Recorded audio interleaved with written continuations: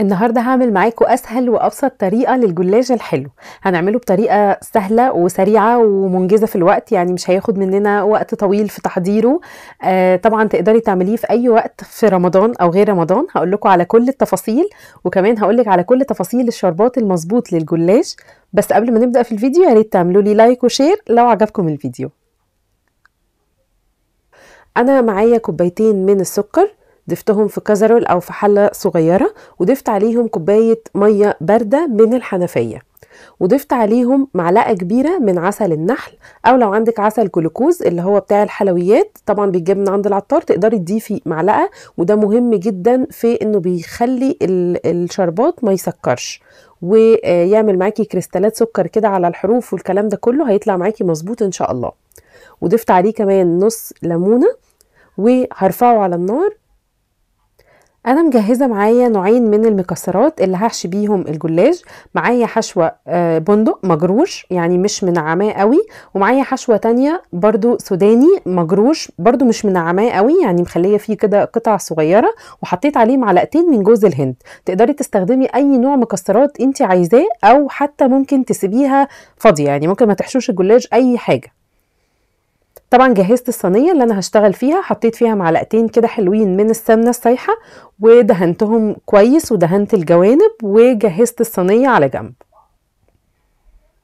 انا معايا لفه من الجلاش، طبعا جايبه جلاش نوع يكون كويس وطازه، ولفتها في فوطه كده زي ما انتم شايفين. وطول ما احنا شغالين هنفضل لفين الجلاش في الفوطه. هاخد عدد الورق اللي انا عايزاه وارجع الفها مره تانية عشان ما تنشفش معايا وتتكسر وانا بجهزها. اول حاجه هاخد ورقه كده من الجلاش، وطبعا انا مسيحه معايا حوالي كوبايه من السمنه، على حسب ممكن تخلصيها كلها ممكن لا. طبعا هدهن كده بالفرشه كويس قوي مسحه سمنه على ورقه الجلاش، وبعد كده هحط تاني ورقه وبرده هعمل مسحه سمنه. مهم جدا ان احنا نمسح كل ورقه من ورقات الجلاش بالسمنه عشان تدينا توريقه حلوه ويطلع معانا هش ومستوي كويس. وهحط كمان تالت طبقة من طبقات الجلاش اهو، وسويتها كده كويس قوي. وبعد كده هحط الحشوة بتاعتي. طبعا انا عملت 3 طبقات بس من الجلاش، لكن لو انتوا عايزين القطعة تكون كبيرة ومورقة عدد اكبر من الورقات تقدري تستخدمي لحد 5 ورقات من الجلاش، يعني ممكن تحطي 4 ممكن 5 اللي يعجبك. انا اكتفيت ب3 بس.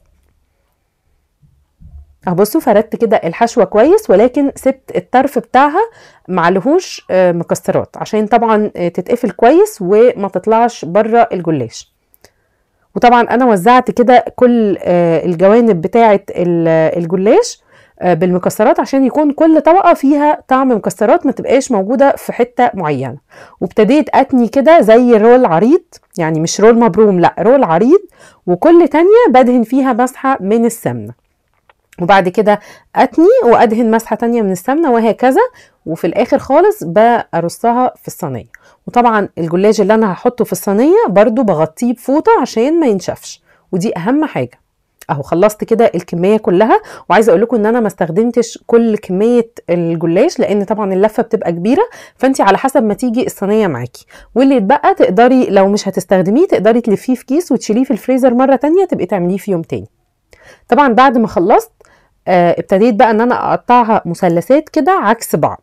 هتقطعوا كل رول لوحده تمام كده زي ما انتوا شايفين، بسن سكينة تكون رفيعة وحامية، وبسن السكينة ما نضغطش قوي لتحت، لا نخلي السكينة كده واقفة زي ما انتوا شايفين.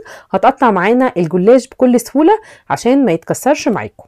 واخر حاجة عملتها طبعا ابتديت اعمل كده مسحة سمنة تاني على الاطراف والجوانب وما بين كده التقطيعات بتاعة الجلاش، وهو بقى هيتشرب السمنة مع نفسه وهيورق كده لوحده وهتلاقوه حلو جدا. بس مهمة جدا خطوة السمنة عشان يطلع معانا مستوي ومقرمش. لو عايزينه مقرمش حلو لازم تدهنوا سمنة كويسة، ما ينفعش نستخدم لا زيت ولا زبدة، لان الزبدة طبعا هتسيح وبيبقى فيها سوائل وبيبقى فيها كده زي تكتلات وهتتحرق معاكم يعني، وهتدي طعم وشكل مش حلو خالص للجلاش.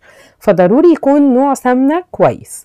طبعا انا دخلتها الفرن على درجة حرارة 200 درجة حرارة عالية، وما تشغلوش يعني الشوايه عليها خالص. هي بتستوي بسرعه جدا، واول ما تاخد اللون الذهبي الحلو اللي انتوا شايفينه ده طبعا بتنزلوا عليها على طول بالسيرب او الشربات. طبعا انا الشربات بتاعي كنت مجهزاه زي ما شفتوا كده في اول الفيديو.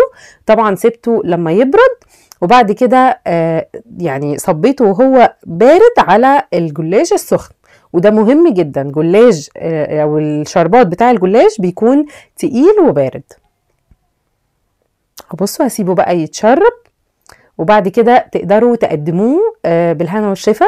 بس يستحسن ان انتوا تعملوه قبلها بيوم وتقدموه في اليوم اللي بعده، بيكون بقى اتشرب كده من الشربات وبقى طعمه حلو جدا.